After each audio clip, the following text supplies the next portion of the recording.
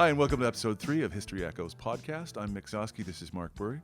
And Mark, you brought a bunch of books on the Civil War because you say it echoes from the Canada 51st state rhetoric that Donald Trump's been using. Absolutely. It's really the last time that we were seriously threatened with annexation, and it's probably the worst situation for Canadian-U.S. relations that we've ever had. Now, in 1891, there was some muttering about annexation from some American politicians when they were actually passing a tariff bill, but for real, the Civil War. That's McKinley, right? Yeah, McKinley, McKinley's who bill. Trump has put his picture in the Oval Office. Yeah, and he doesn't say that McKinley actually realized the errors of his ways and backed off. And another thing about him is he says, and McKinley financed the whole government on tariffs. Well, the government of the United States didn't have a military to speak of in 1891. It didn't have any social programs. It didn't do education. It didn't do a whole bunch of things that it does now. We financed. The government of Canada ran on tariff money too. The entire public service was paid with customs duties when it was 3,000 people. And almost all of the public servants, civil servants, whatever you want to call them, in Canada in Victorian times worked on Parliament Hill in the center block and the west block and the east block. And the center block was actually a smaller building, it was one story less. It's great to finance like zero government. Not so good to finance things like education and the world's largest military and the many social programs that people expect to get even in the United States, which is not even close to what we get. But how does an American Civil War between the South and the North, affect Canada? Well, let me walk you through it. So you could do like the Wayne's World thing. And you have to hearken back to a very different world, which is often the case in history. So in the 1850s, Canada was actually just Ontario and Quebec. They were amalgamated. We talk about Upper Canada, Lower Canada, but like legally they were one province. And we had got through the Irish famine and this huge wave of immigration in the 1840s. Well, it's still continuing, but the desperation, the mass graves in Montreal, where one of my relatives, who was mayor of Montreal, buried like 8,000 people by the Mercier Bridge in one mass grave. Joseph Bourrie, who was mayor of Montreal. And in the 1850s, in 1850, Canada and the United States signed a free trade agreement. The Brits let us do it. We didn't really have the choice or the right to do it. Britain and America signed a free trade agreement. They didn't, and it was a sort of backdoor thing for British trade into the States. But the reason I did the sort of Wayne's World thing is that at the time, Ontario was a big wheat growing area, and much more than you would think. So the frontier in southern Ontario had pretty much gone across that part of the province, the agricultural part of the province.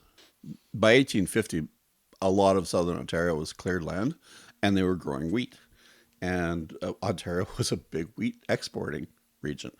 And the United States wanted that wheat. Britain took some of it, but the deal was mostly for wheat, a bit for lumber, potash of all things, which instead of mining it was made from burning trees, making it from ash, and that was used in the. It was amazing. Wheat and potash are big prairie products. I know. Oh, and it gets better because around that time, or during that period of between 1850 and the start of the American Civil War, we also opened up North America's first oil industries in Ontario. And the first one was in Collingwood, which was an oil shale processing operation, because the whole beach, which is actually where I grew up, is made of oil shale, which explains the whole fossil thing with me, because it's like a road covered in fossils. And they mined this stuff and they distilled it into oil and competed with whale oil of all things. And they didn't really understand gasoline too well. So when they distilled the oil out of the shale, they also would blow the place up from time to time with gas vapors. Oops. And then Petrolia came in, Petrolia Ontario, which is the first oil wells in North America. And so we had oil to export. And again, it was really valuable oil because like the idea of cheap oil back then was just unheard of for lubricating and stuff. And they were using whale oil, so you can imagine what oil cost. And then eventually the Pennsylvania fields and stuff and Ohio fields came online. But so we had this deal, and it was very, very good for Canada, and it was something that for a very long time Ontario looked back on as a kind of good old days. But then the Civil War came along. Now, a couple of things that happened just prior to the Civil War. One was the Fugitive Slave Act, which allowed Southern law enforcement and bounty hunters to look for fugitive slaves, people who'd escaped these plantations in the States, in the North, and seize them and take them back. And that movie 12 Years a Slave is basically some poor bugger in the North who was taken that way, and who eventually moved to Canada, by the way, after it was over, and then disappeared. And but if they could get to Canada, they weren't exactly top of the social ladder, but at least they were not slaves anymore. And Though so we did have some slavery. we in had Canada. slavery before that, but it had ended about 20 years before the fugitive slave stuff was going on. And so most of the black people in Ontario who can trace their ancestry back to Victorian times are descended from slaves that were brought to Ontario after the American Revolution by the Mohawks and by the white settlers. Mohawks. The Mohawks had slaves, right? Joseph Brant was the head of the Mohawks.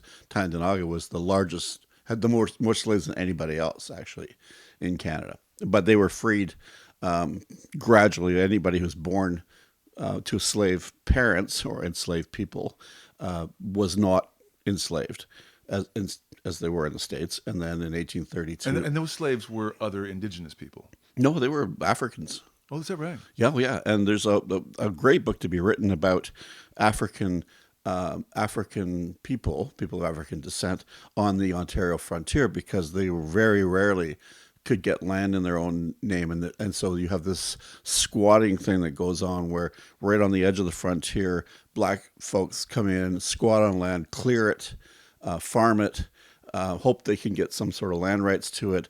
Don't get those land rights, are driven off, and keep going and going and going until eventually that community is kind of forced up into the Grey County, like South Georgian Bay, Owen Sound, Collingwood area, and around Lake Simcoe. And you end up with these places called Wilberforce. If you're ever in a place in Ontario called Wilberforce, and there's like 5 or 6 of them, invariably they're communities started by freed British slaves. And even the Black Donnelly story starts with the Irish coming in to the Lucan area, which is 15 miles north of London.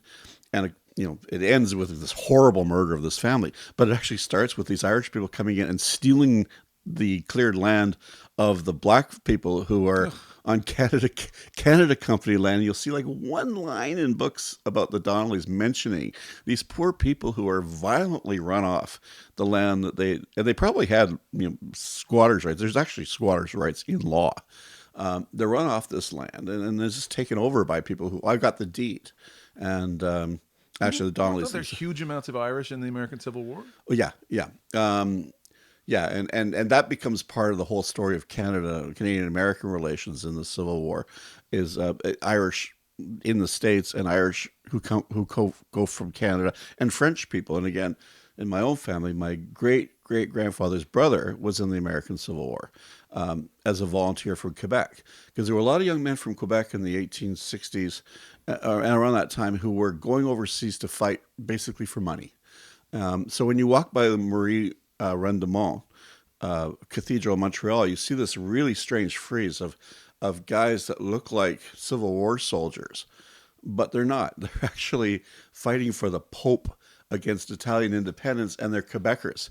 It took me forever to find out what that was about, because there's no explanation, there's no plaque or anything. And so they would come into Quebec the way they would recruit from poor Irish in the States for the Civil War. They would recruit from Quebecers to fight for the Pope. And of course, a lot of them were religiously motivated too, but money was good. And the Americans were always looking for people to fight. And you could make a quick buck by also taking the place of a drafted person who would give you from their own pocket maybe $100, which is, 5 ounces of gold, and then you would be on the payroll too. So the way I heard the story was that this great whatever uncle of mine came out of the Civil War with this parchment discharge paper and stuff. It was a sort of old family historian who told me this when I was like 16 or so. And so it was very common for Canadians to go over. And there was a lot of sympathy it was something that split Canadian society, because there was a lot of sympathy for the North among the poorer people. But the South was actually the favorite side of wealthy British North Americans, Anglo-British North Americans. And there were a lot of British descendants who were slave owners. Well, that was part of it. And part of it was that Britain, there's a bunch of reasons. Britain wanted the cotton from the South. They wanted to stay on the good side of the South if they got independence, because they were feeding their mills at the beginning. Before the Civil War, they relied on American cotton. During the Civil War, they switched to Egyptian cotton and Indian cotton because you simply couldn't get American cotton because the United States Navy blockaded the coast. So that was one reason. Another reason was there were a lot of Brits who really hated the Americans. And one of them was a guy named Garnet Wolseley, who was a colonel at the time, and he was sent to Canada in 1861, and I'll tell you why in a minute. And he wrote that though he despised slavery, as many Brits did, including Prince Albert, Queen Victoria's husband, who was actually head of the Anti-Slavery League in the UK at the time, they hated the Northern braggarts more than slavery. They just really wanted to see America fracture and fall apart as a country, or become several countries, or just be weakened because of the Civil War. So there was, like, Wolseley, when he was sent by the Brits, actually snuck through the North and hooked up with the Southern Army, with Lee's army, and I think he was at Gettysburg. I think he might be the British officer portrayed at Gettysburg in the movie. There's a big, long Ted Turner movie about Gettysburg, and there's this very foppish British officer. Certainly there were Brits there. Of course, there were Prussians and Russians and all kinds of people watching these battles. But Wolseley went down and watched them and then came back. Now, the reason it becomes a big deal is that we also harbored all kinds of Confederate spies and evildoers and bad thinkers and terrorists, and with some very, very crazy ideas. And as you can imagine, this did not go well. What do you mean we harbored? They just infiltrated our society? Or Oh, no, they just crossed the border and said, "Hi, I'm head of the Confederate intelligence, and here I am in Toronto." There was a hotel called the Queen's Hotel on Front Street in Toronto, and Front Street was actually on the waterfront back then. If you want to know where the coast used to be, and you live in a town with a Water Street or Front Street, that's usually a pretty good idea before they filled in the harbor. I have a relative who went ice sailing and went through the ice of the Toronto harbor and managed to crawl out of the ice and found himself on Front Street, finished off his flask, fell asleep, was found by the police, and his clothes kept him imprisoned. They had to carry him in his frozen, hunched position to thaw him out at the. And yes, that's a family lore of that. Front Street was the waterfront. Like when a mob stormed William Lyon Mackenzie's printing plant and threw all his press into the harbor, they threw it off that hill. It would be buried under the Esplanade or something. Right? Or the railway tracks. Yeah, so this hotel, the Queen's Hotel, was the nicest hotel in Toronto. Big windows overlooking the lake, which was right there on Front Street. And they figured that in that hotel and around it were about 100 Confederate espionage agents and terrorists living. And including a guy named Thompson, who everybody knew, like government of Canada. It was because they were out of the reach of the Northerners? Yeah. And they could operate. We were a neutral country, and as long as they kept it down to a dull roar, Sir Johnny MacDonald, always the man who played both sides of the street, was quite prepared to let them be there. And there was no reason to expel them if you didn't have anything on them. There was another hotel called the Clifton Hotel, which, if anybody knows Niagara Falls, you can understand where that is. So it was basically Clifton Hill in Niagara Falls. And it was full of Confederate spies. And after the war was over, Jefferson Davis actually went and lived at the Clifton Hotel for a while. After he realized they were going to hang him.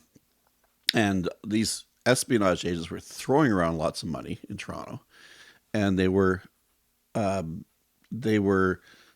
meeting up with all these militia guys and kind of the Tory crowd in Toronto. They were really worked in with these. Didn't Lincoln's assassin spend some time in Montreal before he Yes. went down? Well, the Surratt, the son of the woman who ran the boarding house, was in Montreal when Lincoln was assassinated. And one of the theories about why they hanged his mother was they were trying to get him to come back and face the music because he was in on it. And he wouldn't. So they hanged his mom.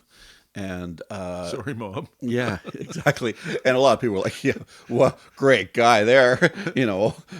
Let the old lady swing. Of course, she was 15 years older than him or something. It was a sad situation.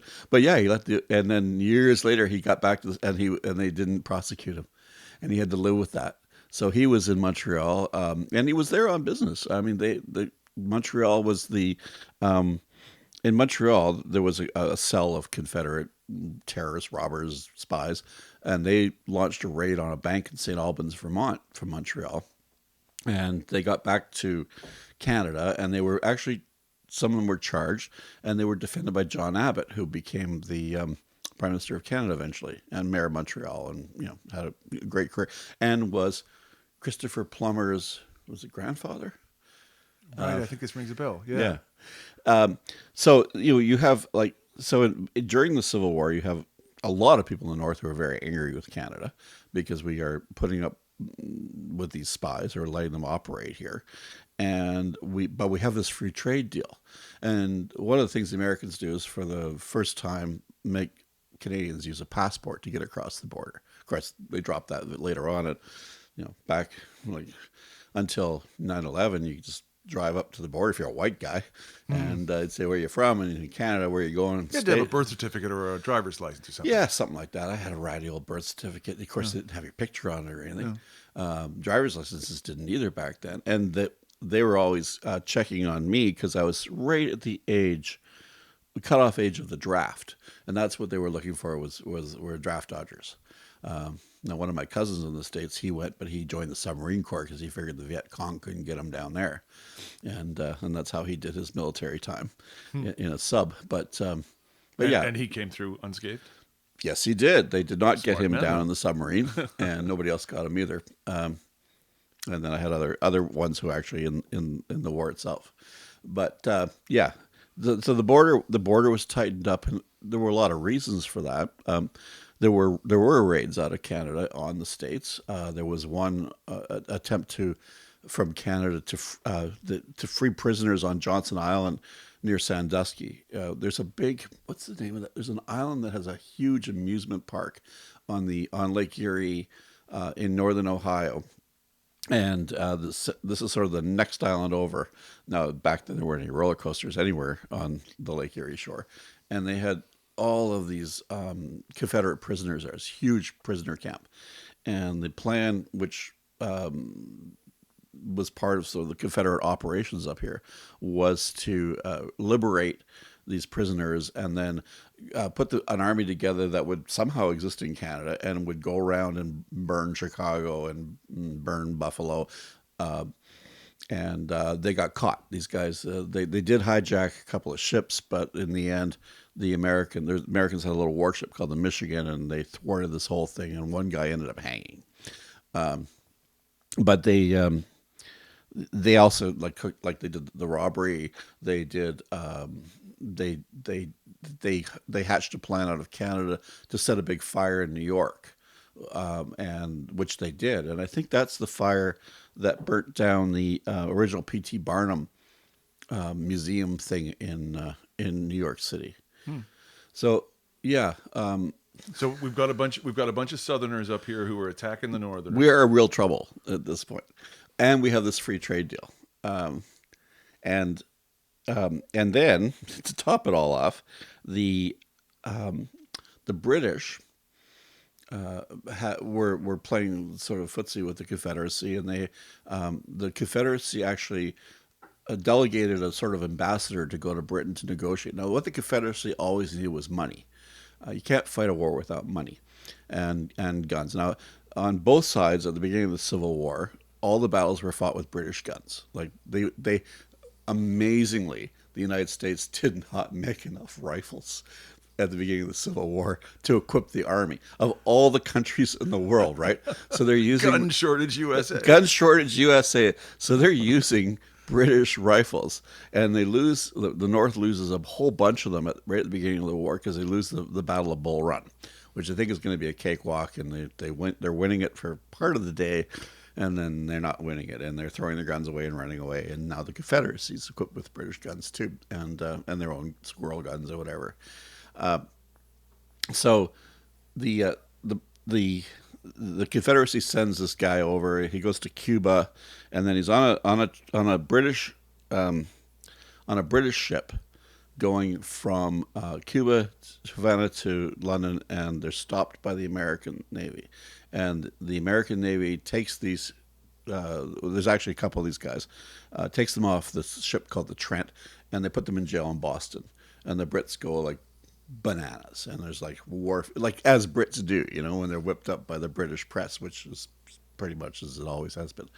So they, there's protests and everything, and they're heading towards war. This is 1861, so it's starting to dawn on Americans that the Civil War is for real. At the beginning, it's like, sporting gentlemen, congressmen are caught on the field at Bull Run because they and their wives and girlfriends or whatever are sitting having picnics along the battlefield until they're overrun by the Confederacy. It's like the battles of Napoleon.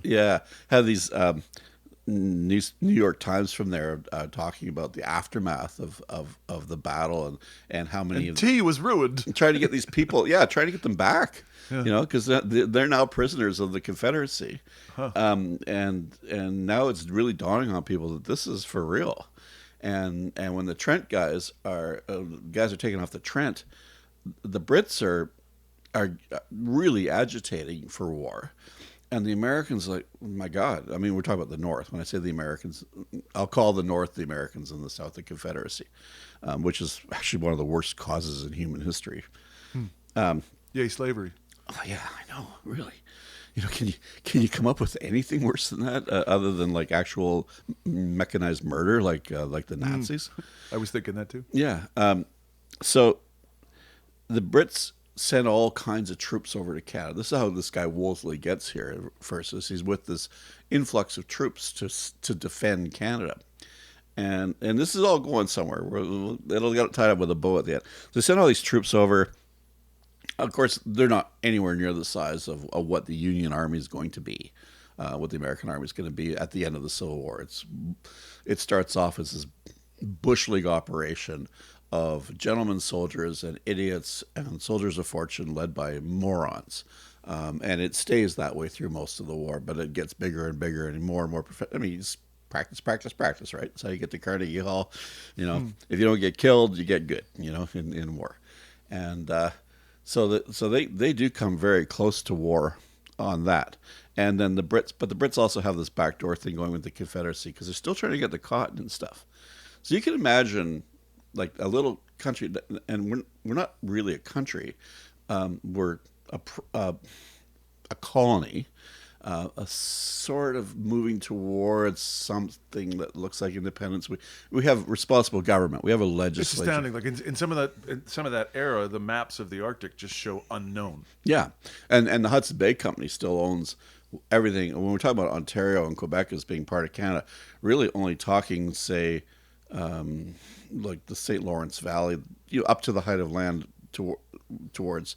So what, maybe a couple hundred miles north of the St. Lawrence, and then the height of land in Ontario runs for across the top of Lake Superior, not that far inland actually, for the height of land there, and then down through Chapleau and towards like the Temagami area. So those two are Canada. The Maritimes are still separate colonies. They're still issuing their own money.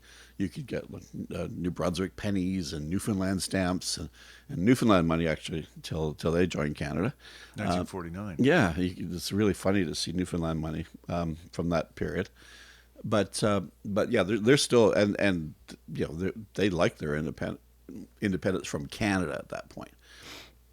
But this is all causing all kinds of problems for Canadian business and Canadian society. This is the war itself is causing all kinds of problems for Canadian society, Canadian government, Canadian business, and I think in a way it really does parallel what's happening now. Not that it's so blatant, but we're seeing this polarized, unpredictable, rapidly changing America that is now, partly because of our own actions in that point, is hostile to Canada and would really do something to us if they could. But they got their hands full. They've got, they're fighting the Civil War, and this is, as much of a total war as you're going to see in the 19th century. It's a brutal war. But the Confederacy wouldn't have been anti-Canada, would it? No, but they can't get it. They're not. They're on the it's other only side the North, right? Because we can kind of sneak people down, but they're not a player. The player is Lincoln and MacDonald, and MacDonald's a cagey politician. He's got a great secret service. One of the things that's really not known about MacDonald, he wasn't able to stop the murder of D'Arcy McGee. Yeah. Which, well, that's a great segue. There's a Canadian scholar, David Wilson, who teaches at University of Toronto. He's actually Irish, though the name seems quite English to me. A doll of a man. And he really concentrates on this. His area of expertise is Celtic history. And he wrote this book, which is basically how MacDonald infiltrated the Fenians. This is after the Civil War, with spies and stuff through his secret service. One of my friend Gordon Henderson's novel is about the murder of D'Arcy McGee, Man in the Shadows. Same thing, talking about the man in the shadow is the Fenian. That's the psycho killer who's come here to murder. Yeah, but they didn't know that the Fenians themselves, who spent most of the time in the States, like the guy who shot McGee, was a Canadian Fenian sympathizer, but the Fenian movement is American-based. Right. These are mostly, and we're getting way ahead. Americans, but Irish Americans. Irish Americans who fought in the Civil War, so they're all militarily and trained. Catholics, right? Oh yeah, yeah, absolutely. Not the Prots. No, because the Protestants didn't immigrate as much as the Catholics, because they were tended to be landowning. Right. And the laws of Ireland, or of Britain at the time, made Catholic landowning really hard, inheritance laws. And so most of the people who come over are Catholic. Though the Ulster Protestants who do come over comprise a lot of the Canadian establishment. So the book I wrote about George McCullough, the guy who founded the Globe Mail in the 30s, his family are even though they have a Scottish name, they're actually from Ireland. And that's a very normal thing in Canada at that time. And that's where the Orange Lodge comes from. It doesn't come from England, it comes from Ireland. Even though they're linked to the crown is a big thing. And of course, they're a force to be reckoned with too at this time. And but what the Fenians didn't know is every time they invaded, the government of Canada knew about it, because they were so riddled with spies. And they had a couple of successful raids, didn't they? Their best one was in 1866 at Fort Erie, where they actually won a battle, but they still had to get out of Canada pretty fast. They killed a bunch of U of T students who were in a militia unit, and these guys, their leader thought they were still fighting Napoleon, so when someone thought they saw a horse, they formed square in front of the Fenians, who could have just massacred them with the rifles that they had, and they actually fired over their heads. And almost everybody killed that battle was killed climbing over a fence or something, climbing into the Fenian fire that was actually going over the heads of the Canadian/British troops. It's an amazing story. But again, this is after the war. But MacDonald has this network of agents who are sort of trying to keep things down to a dull roar, and he's back channeling too to Lincoln. I will keep this down. And dealing with the Brits, who are actually pro-Confederate, with people like Wolseley, who's now like the main guy, who ends up in 1870 going up to Winnipeg to put down the first Riel resistance, and is knighted for that. And the Trent affair, eventually it gets calmed down. The Brits, or the Americans, give these two guys back to the Confederacy, and but it gets fired up again with the Johnson Island raid, and then there's a family in Toronto called the Denisons, and they were loaded. They came over after the American Revolution. They'd always been soldiers. Because they had been soldiers in the British loyalist forces, they were given a nice piece of land, and it just happened to be a big chunk of the area, like sort of west of downtown. Well, in Toronto now, it would incorporate a lot of the downtown. There's a Denison Avenue and stuff. So, and even by 1860, they're making money turning this huge farm into subdivisions and into lots. And there's a guy, George Denison, who is a big Tory, big money guy for MacDonald, but he's also a huge Confederate sympathizer. And he buys a ship with the help of the Confederacy, and he outfits it so that they can shell Buffalo and Chicago.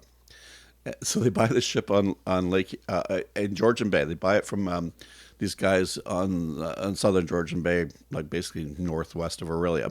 Battleship makers in the Great Lakes. Yeah, it was. They took it to Collingwood, and they were outfitting it with cannon. And the cannon were being forged in Guelph, which probably explains the origin of the cannon at the University of Guelph. I'd really like to track that down because nobody seems to know where it came from. But there was a cannon forge in Guelph, and they were forging cannons and cannonballs and grape shot and stuff. And the idea was to take this ship, which was a low draft ship, wasn't very fast. Apparently, could only do like 8 knots, and go and shell like Chicago and Buffalo and stuff, because you don't have to go through any locks to get to either of those cities from Lake Huron. And there's a much longer story of this thing moving around the lakes. But MacDonald, he knows, and just as the Civil War, just as Lee's surrendering, he has this ship raided at the Collingwood shipyard. MacDonald does. And Denison never forgives him. He never, ever forgave him for that.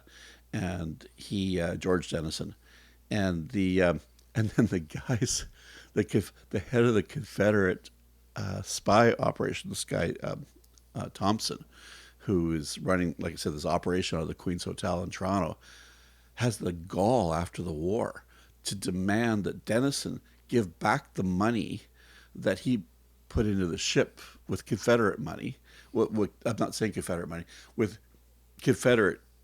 Well, it was money, but it wasn't Confederate money. It was, American gold pieces or whatever, like real currency, and it's something like $12,000, which is a lot of money back then.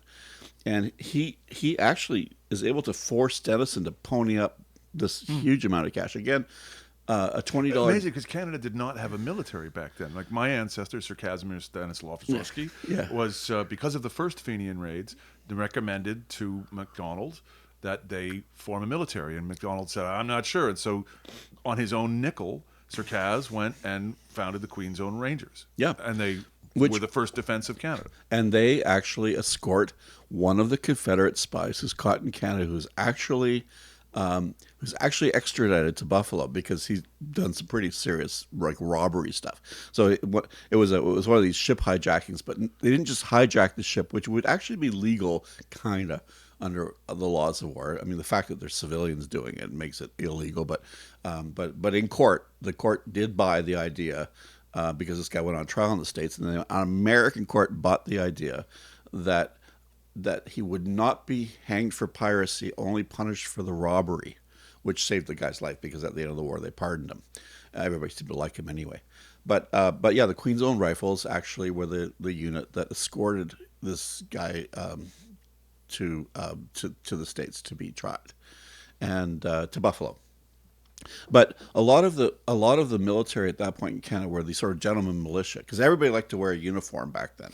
And if you look at anybody who could get into any kind of uniform with a sword, up until like the, I guess, end of Mackenzie King's career, there was a uniform for a prime minister, the Windsor Court uniform, which Mackenzie King. I think MacDonald liked wearing the uniform. Right? Everybody did, because everybody liked the decorations and things that they could get them, and we would get the British decorations, the Grand Cross of Michael and George. Oh, God calls me gold. got one or the knighthoods, and there were different kinds of knighthoods that people got. Like, the low rank one was the Knight of the Thistle, which was Irish, Anglo-Irish, and then there were like the Knight of the Bath and Garter, and that. I mean, you were talking like big time. And so yeah, these gentlemen militia, but they weren't very effective. But what was really effective were these spies. And again, you've always got the American government, which is very angry and hostile at this point, over the shoulders of Canada, saying like, "This has got to stop. This has got to stop." We have to, one of the things that happens is that while these guys aren't very effective in their raids and plots and things, it requires a lot of American resources along the northern border when they really need everything they can get against the South. And it's just like the idea, like the Great Escape. Why the Great Escape happened? Well, it didn't happen to get 50 airmen out of that camp. It happened to tie down like 10,000 Germans for a month looking for them. Like that was the whole rationale behind those kind of escapes, which is why they shot so many of them, was to stop that because of the resources that were tied up by that. I mean, it was already a big thing to keep prisoners during the war, especially ones that you could treat properly, unlike my wife's relatives and stuff. But any Russians were dead men if they were caught. I have a relative that was in Hong Kong during the Second World War. And, 6'2" men came back 98 pounds. Yeah, I'm sure it killed him. Well, he survived. But shaved a lot of time off his life, I bet. Yeah. So like they have this very large group of people tied up, but they can't do anything about it. They can't do anything to Canada. But the Canadian government knows that there will be a reckoning, right? And the British government, we have this idea that was taught to us that the British always wanted to have this great empire, and it was such a big deal to them, and it was profitable, and a lot of those things are myths. I mean, India was profitable, Canada never was, and not the fur trade. No, none of it was. The hats look nice. The hats look nice, but one of the reasons the French were glad to leave Canada, not just because it never made any money or any serious money, was the military cost. And again, we'll tie all this up with a rivet. And I guess you didn't need a colony to fish off Newfoundland. No. You just came, took the stuff, and left. And then eventually, after the 7 Years' War, the Brits basically signed the rights to fish there for them anyway, which they still have. That's why we have Saint Pierre and Miquelon. And actually, there were some on the mainland of Newfoundland, the island of Newfoundland. The French had some rights there too, and I'm kind of rusty on how they gave those up. But anyway. Yeah, so if you had Canada, you had to have a northwestern Atlantic naval squadron, or at least a big enough navy that you could send a sizable naval force to the northwestern Atlantic and still be able to defend your home waters, which the Brits had. But then Halifax, the fortifications of Halifax. So like when they during the Trent Affair, they had to refortify Halifax because they thought anything that was going to happen from the States would be naval, at least along there for sure. And places like Fort Henry were refortified, and they'd already been spending money. The Brits. Louisbourg predates that, right? Oh yeah, it's long gone. It's blown up by then. It's blown up in the 7 Years' War, and it's just rubble. But Fort Henry in Kingston was definitely an active fort. They were hanging American invaders after the 1837 rebellion in Fort Henry. Sir John A. Macdonald actually defended some of them when he was starting out as a lawyer, and he lost, and they swung. So you've got that, and the Martello Towers along there. There's forts in the Richelieu River Valley that are still active. Fort St. Jean, which is still actually run by the Canadian military. Not as a fort, but it became an officer training school. Quebec, of course, is citadel there. All these things cost money. Ships cost money. Men cost money. Sending 10,000, 15,000 men to Canada costs money. And the British government, some governments, some parties were big into imperialism, and some weren't.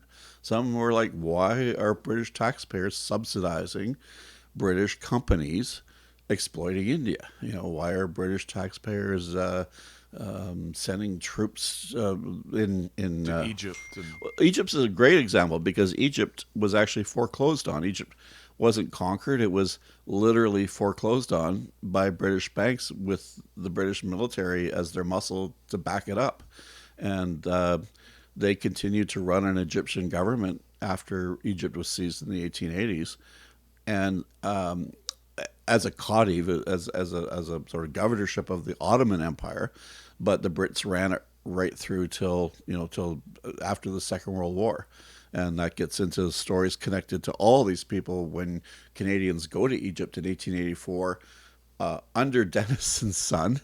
The guy who had the Collingwood boat under Wolseley, who's now a major. you're tying stuff up nice. Oh, he becomes head of the British military in the end. He is the model for the model major general in the Pirates of Penzance, for God's sake.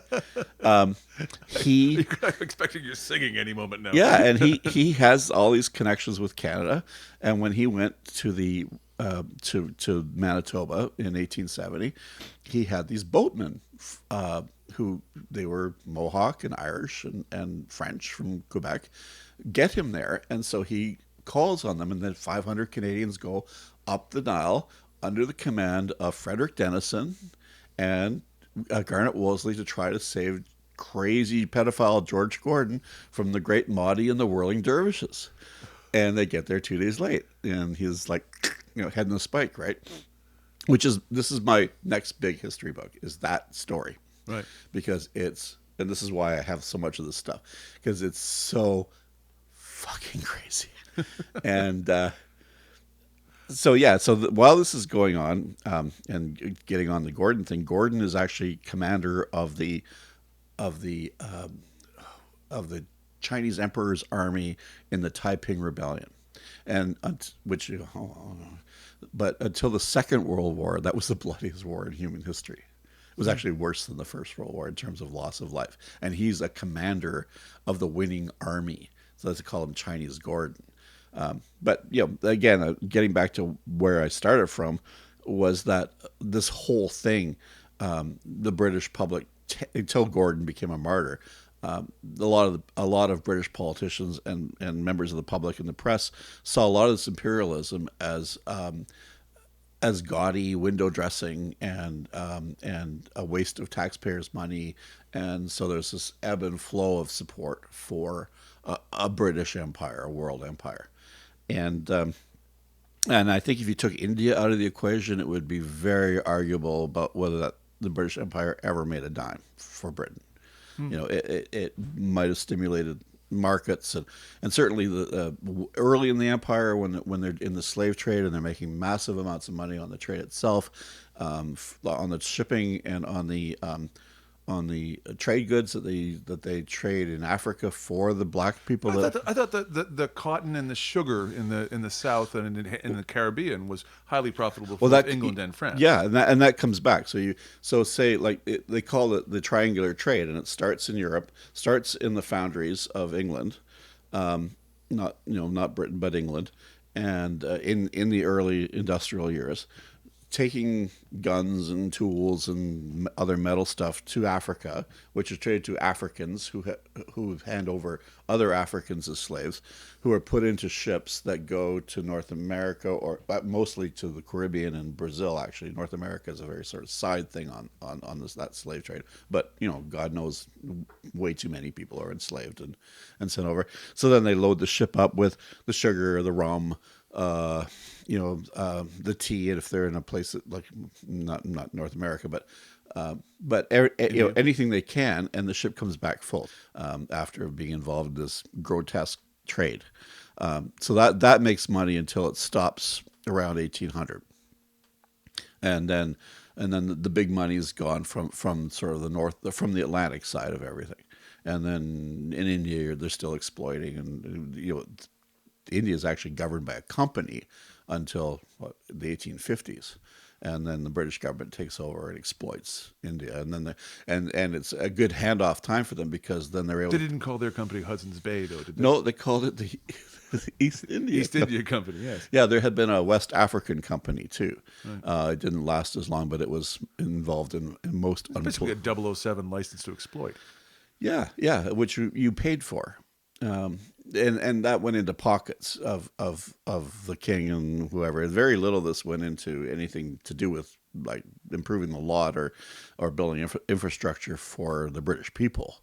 It went into the big navies and stuff, which I guess provided employment of a sort, and And opportunities press for gangs. opportunities for travel, see the world. Hope don't fall off the mast. Scurvy devil. And the point of this is that that through the American Civil War, the bills are piling up. Now, the British went bankrupt after the Napoleonic Wars, and they end up stiffing all kinds of veterans and stuff. That's another aspect of the Napoleonic Wars that's not nearly as exciting as Waterloo. But when they shipped 1,200 amputees out to Canada and ditched them in the bush because they couldn't afford to pay the pensions anymore, which They did not. They did. They did. They were called Chelsea pensioners, and at the time of the American Civil War, there were still some alive, begging around military camps in Canada. Maybe by then there were only a handful, but they to get a No, it's going to be great in the New World. Everybody gets free limbs. That's what they said. They to get a pension after the Napoleonic Wars, you literally had to have lost a limb or half your face or your jaw or something, and be eligible to stay in the Chelsea Hospital in London. So they offered these guys a couple of years of their pension, which the cash part wasn't much anyway, and free land in Canada and Australia. And they shipped 1,200 of these. I wrote a piece for Legion magazine about it. 1,200 of these guys out to Canada.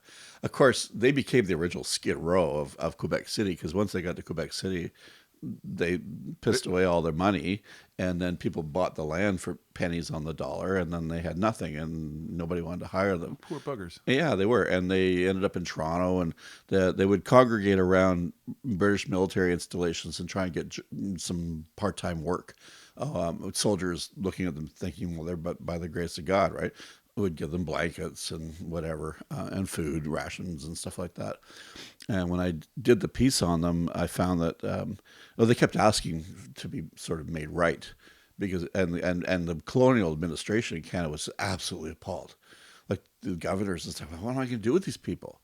These are soldiers, and of course the governors are all soldiers. And this is not a military plan. This is a political thing, and the military.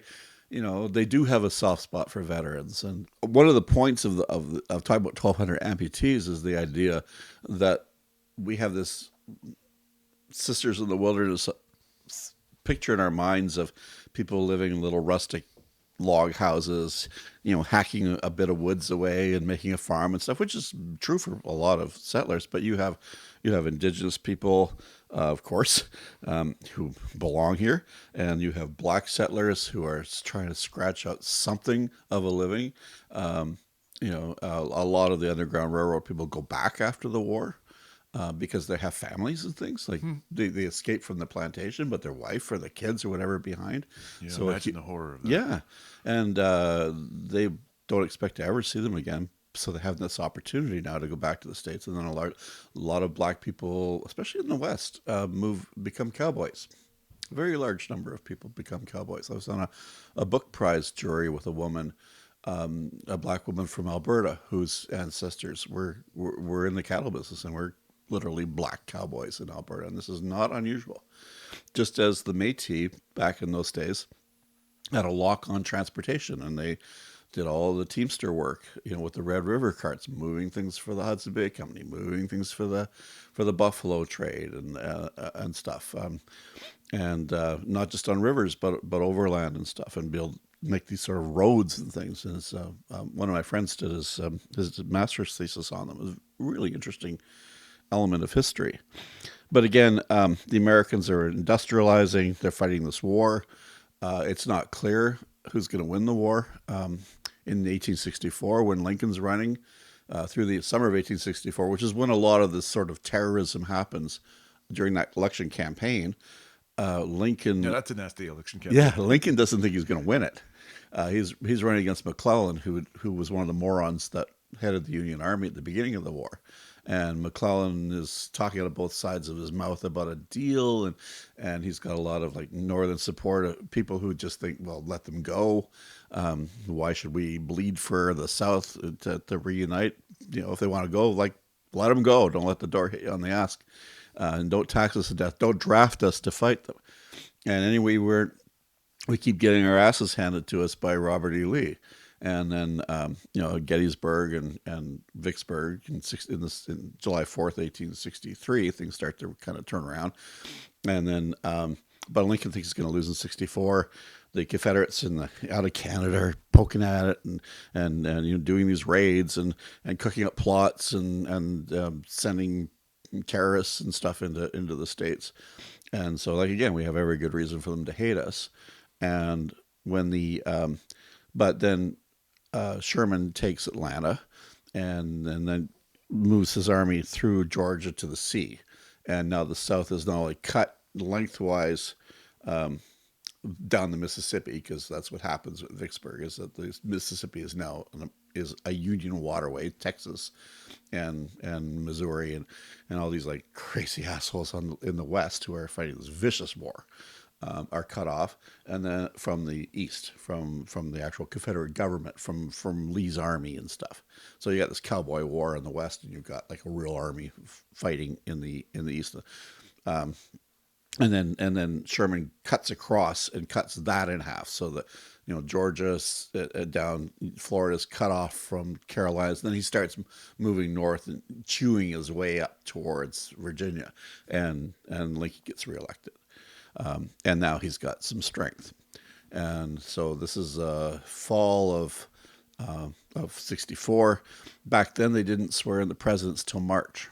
This huge, that happened actually right up until Franklin Roosevelt's time, sworn in March. So when Roosevelt was elected in November of 1932, and the banks collapsed between November and March, people kept saying, well, you got to take power. And he said, no, I can't. I'm not the president until March. So you got almost all November, December, January, February, and a chunk of March that you're not in this. You got a lame duck president. Oh yeah, totally lame duck president. And so Lincoln's not lame duck because he's and he's not bound by term limits either. He could have run again if he hadn't got a bullet in his head. So he's sworn back in March. Gives the better nature speech, and then gets murdered by people who have, fingers in Confederate espionage and Canadian-based espionage. This guy Surratt being up in Montreal, and he's not there as a tourist. And so where this is all going is, this is definitely a time that was worse in Canadian-U.S. relations. And this was a time when we actually did something, as opposed to now when we didn't start this Just fight. when we gave birth to ourselves. And we had this free trade agreement stuff. And we had this really good thing going with the Americans until the Americans went off the rail and had a civil war. We didn't start the war. We didn't, Canadian government didn't interfere in American affairs of the nature of slavery. But we were problematic in many ways, and we had splits in our own society, but who we would support in that war. And when it all wraps up, it's 1865. In 1866, the Americans do not renew the free trade agreement. And so the Brits are mad because they're spending all this money for nothing. They didn't even get to fight. The Canadians are in a quandary. The Canadians being Quebec and Ontario, what we think of now as Quebec and Ontario, are in a quandary because they don't have a free trade deal anymore. And what do? They try to make a trade deal for British North America, and that's Confederation. If we can't trade with the Americans, we'll trade with the Nova Scotians. We'll trade with the PEI people. We'll trade with Rupert's Land out in the West, and the Métis and whoever, but obviously we're not going to be favored with it. And we'll build a railway to bind them all together. Build a railway. The first railway they built, the railway used to go to Collingwood because and to other ports that would trade with the Americans, right? Buffalo was the great trading hub because it connected to New York City through the Erie Canal, so that's how we shipped stuff to my ancestor, which my ancestor helped design. The Erie Canal. And which is a marvelous thing, and it made New York City, really did. And then it connects through Buffalo, and then you can also connect through Lake Ontario through Oswego. There's a secondary canal that goes to like Ontario from the Erie Canal. And fossils that came out of that. Oh my God. Be still my beating heart. Yes. Like these trilobites that look like kind of like maple leaves and things. Amazing stuff. Anyway. So yeah, we try to make a internal free trade system with British North America, which is basically the land that became Canada. The Brits push us out of the empire. They say, we're not going to pay for this military stuff anymore. Make your own military. Now they keep control of our military, but basically they're not going to pay anymore. Just as the French, in 1763 decided they weren't going to keep Quebec because they weren't going to pay for it anymore. They kept Guadeloupe, the sugar island. Oh, and they did Quebec. The French did lose. Oh, they were smart. Keeping Quebec would have been a terrible decision on their part. Yeah, I don't think they could have kept Quebec. No, it was in the treaty negotiations for the Treaty of Paris in 1763. They were offered a choice. They could either have Canada back or the sugar island of Guadeloupe. Huh? And Guadeloupe had 10 times the profit of Canada, so they kept Guadeloupe. Guadeloupe's tiny. I know, yeah, but it was a sugar island, and these things were filthy, filthy rich in their time. I think which one was it? It's still a part of Europe.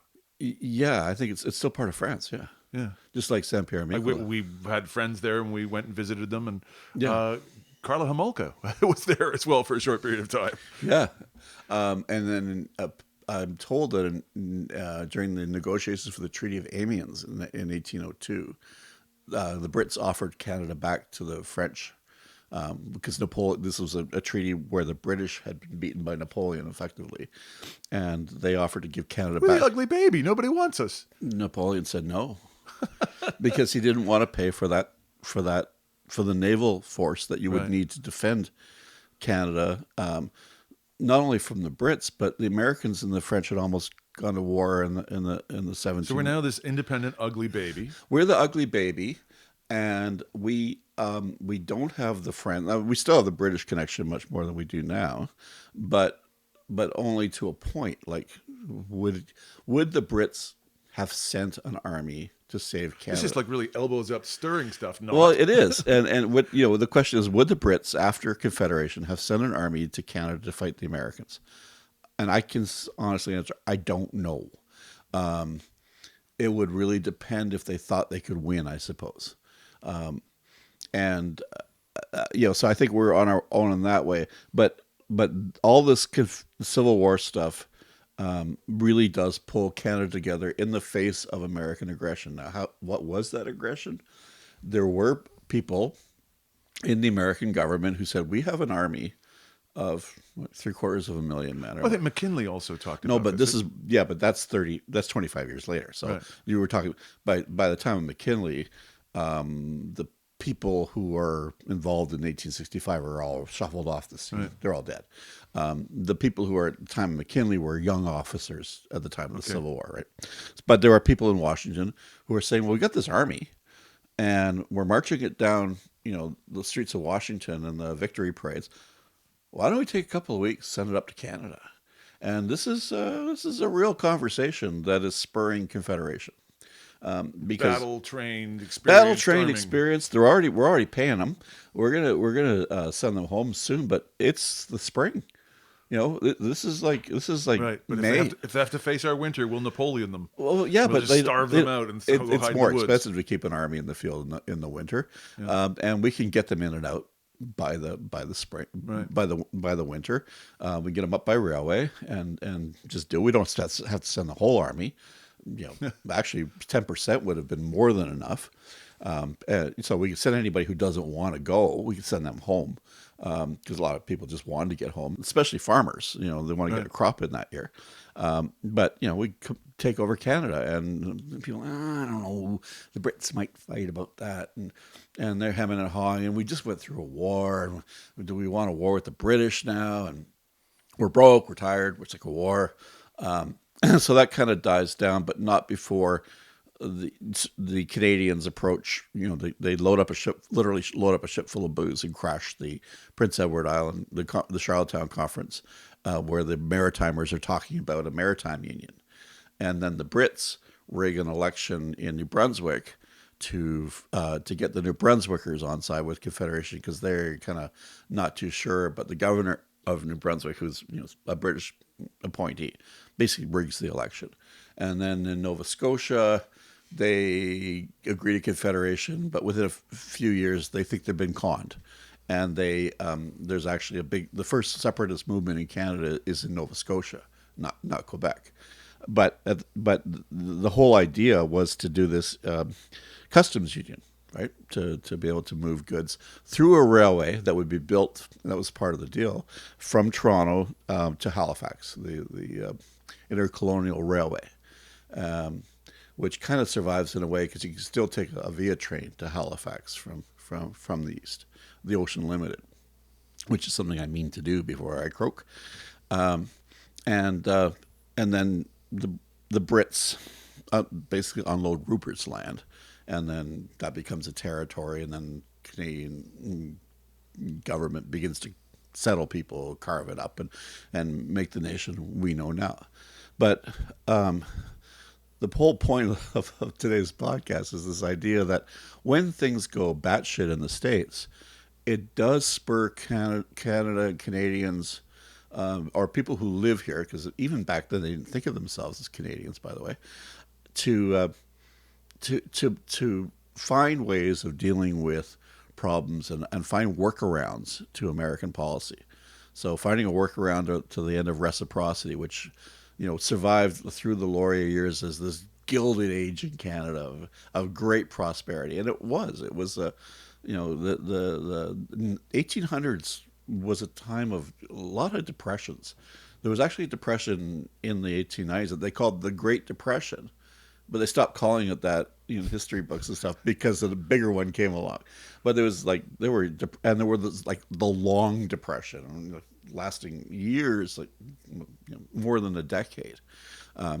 All these good times for white folks. Oh, yeah. Not a great time to be rich. Lots of opportunities. Bad time if you like to make more than $1 a day as a laborer. But if you had any capital at all, it was a great time to buy.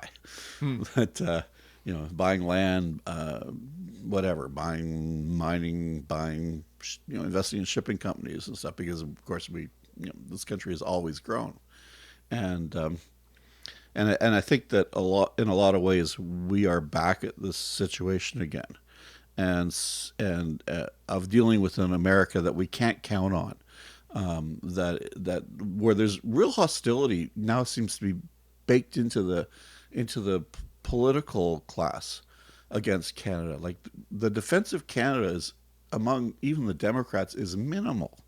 When you consider that it's against international law to take over another country, and they're talking about taking over a G7 partner, the biggest trading partner for their imports and their exports. And it's just nuts. So what do we do? And that's the question of this election: is what do we do? Because it's becoming clear, I think, when you look at the media response, when you look at the political response in Congress, and even at the critics of Trump and their attitude towards Canada and the idea of us and this thing being a joke of sorts. Or just kind of stupidly wrong, as opposed to being just appallingly illegal, and just such a bad idea. So what do we do? That's the big question of this campaign, and how do we prepare for this, knowing that if Trump, died or resigned or whatever, that might not be the end of this, or that the midterms, if the Democrats take control of Congress, that might not be the end of it, because he uses his emergency powers. He's quite capable. Well, he's capable of anything, but capable of saying that we are a strategic military threat, and as commander in chief, he'll take us over, and not seek. Of course, it's been a long time since presidents respected the Constitution's requirement that Congress declare war. Just basically take this country over, and I worry that people like Trump and Vance look at a map and they think, the way I'm going to prove that I was great, like Yes, legacy. the legacy, the indisputable legacy, is that we filled the map up. Yes, because the first Trump term was Nothing. unproductive. Yeah. You get a tax cut for rich people. Yeah. And Space Force. Yeah, they got nowhere, and they didn't change anything. But if you change the map, you make it so that the United Greenland, States, Panama, Canada. yeah, I don't think that we'd be a 51st state. I don't think we'd be a state at all. But if we became an American territory, and that American, Wouldn't it be great to have him throw rolls of toilet paper at us? oh, we'd be lucky if we got that. Wouldn't it be great to be packed off to a fucking prison in El Salvador?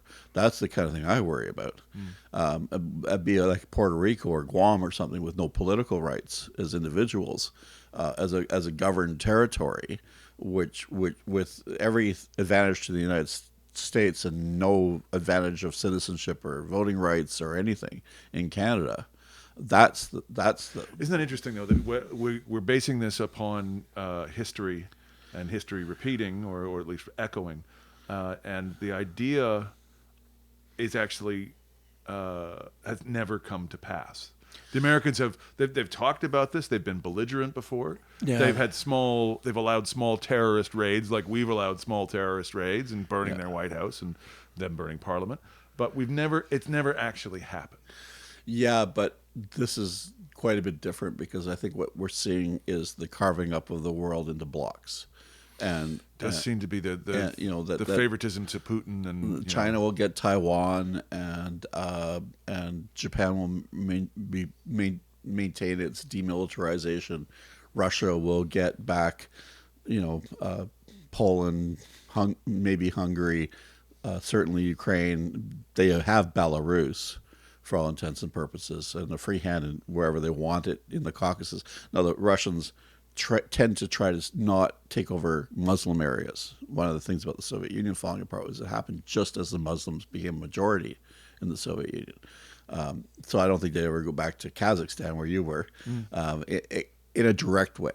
But the thing is that we're in a kind of, well, in many ways in the 19... The Russians are still in Kazakhstan. Yeah, but they're not. The Kazakhs, they're an independent country, but the Kazakhs, about half of the population is Russian descent at this but they point. have no political rights in Russia. No, and but they're still the largest trading partner. Yeah, like even more than China. Yeah, and we might end up something like that, right, where we're quasi-independent. But I don't think so. I really think that the legacy is for Trump, for Trump to be not debatable. So, like, as it stands now, people will argue whatever unfolds. They'll argue whether it was effective or not, whether Trump was right or not, whether Trump was effective and honest and whatever. But you take over Canada and Greenland, you can't argue that these guys did not pull off some amazing shit. Yeah, though, I mean, today is the day where, just as we began this recording, you noted that Trump has pulled back on the worldwide tariffs. So, like, how much can we take this belligerent guy at his word? Well, he's lazy and he's disorganized, and they're all really stupid. Which, thank God for their stupidity, because God knows you don't want them. And people complain that he plays golf too much. I'm like, you play golf all you want, all you want. But yeah, I think if it was easy, if we split, if there were backdoor deals being made by provincial premiers for something, if our economy tanked to the point where we would be begging them for any kind of relief because now we're literally bare-assed and ragged, right? Yeah. I think that's like when he has talked about that. He did say he would not use military force, but he would use economic force. Yeah, it was very interesting because he said he's backed off. He didn't tariff us as much as the rest of the world. China's certainly getting a beating and giving it back. Yeah, I think what they'll do is try to. They try to break the auto industry. So they've got the West to a certain extent with Smith. And willing, Mo, perhaps. And Mo are willing to deal. Ontario are much fiercer, And we got the auto tariffs, which are huge in Ontario in terms of, of course, manufacturing is not the economy, by the way, but it's very important to basically everything west of Toronto and somewhat to Oshawa is auto, and north up to. Interesting that they haven't gone after the film industry, which is actually quite large for us in Canada, both Yeah. in British Columbia and in Ontario. I mean, Quebec's film industry it just services itself. Yeah. But both Toronto does a lot of big American Yeah. A film releases, and Vancouver especially does a ton of service jobs for the lower end stuff. Right. So, but those are huge earners, and those are both based upon the American economy. Yeah, and it's a nice way for us to make money. I mean, Yes. it's very low.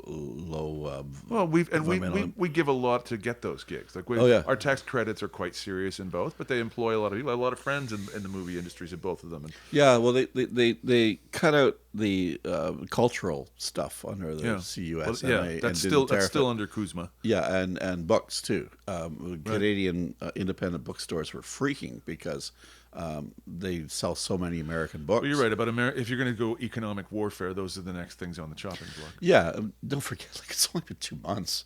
Yeah. You know, it's they got a 4-year plan at least.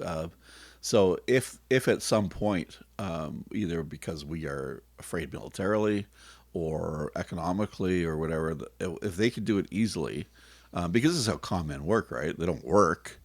How they operate, they look for the freebies. They look for the Suckers. The suckers. They look for the lambs that can be cut out of the flock, right? And so I don't expect him to burn the midnight oil trying to figure out a way to take Canada. But he's a psychopath. He scans the environment looking for openings all the time, and we have to deal with him for 4 years or however long he lives, and whatever brain farts get into his head. But the one thing that's clear is that it's not going to be normal. No, I would not be surprised if after this campaign is over, if the 51st state conversation comes back. Absolutely. He's just put it on pause because he seems to want Poilievre to win. Yeah, I think that there's a good chance of that.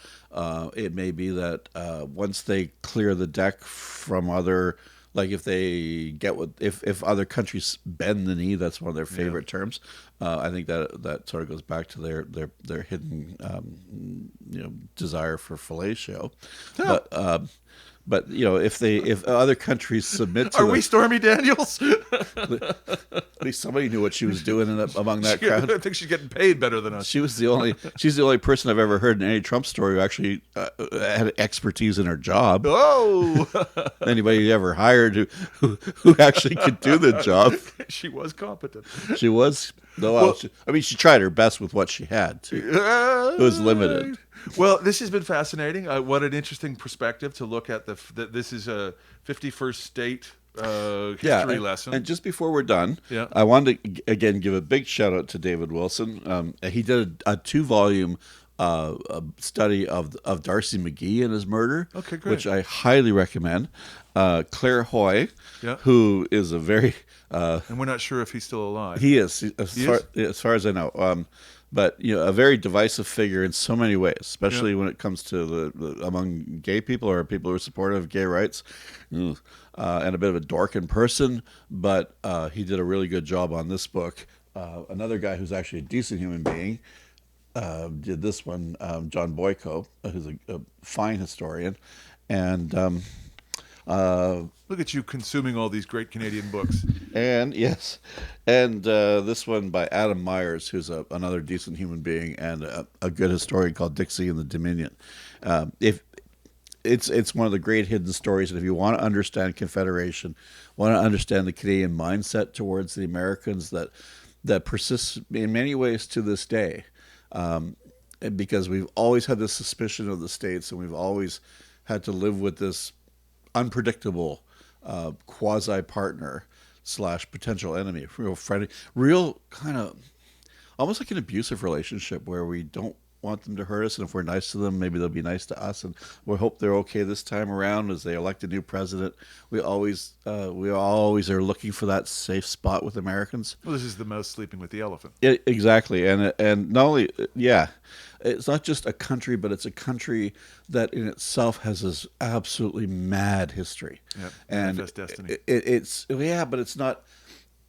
There's all kinds of different Americas all the time within America, battling inside of America to run it, define it. Well, much like people talk about what is a Canadian identity, it's a lot of identities. Yeah, and same in the States. And after the Civil War, they hammered out the whole regional thing to the point where, like, you cannot. You could be a Southerner and stuff, but you can't basically ever push for secession again. That was settled in 1865. But it's a society that is a split now in many ways, as it was in the 1860s, on a lot of the same issues like race and class and region, and it's not violent at this point, but my God, they did try to overthrow the government 4 years ago, and we have to live now in an environment where Canadian politicians have to make the right moves, and if they don't, it's not like it's sort of normal times where if a politician, I don't know, say, decides to, bring in the GST or whatever, Canadians get mad and maybe throw them out of office. This is an existential thing, and I think this is a ghost that hangs over the Canadian election, no matter what the parties want to do. And will they forget and think that that we can dial it back to before the American election in 2024, or will they will they be able to elect a conservative government that they believe can handle this?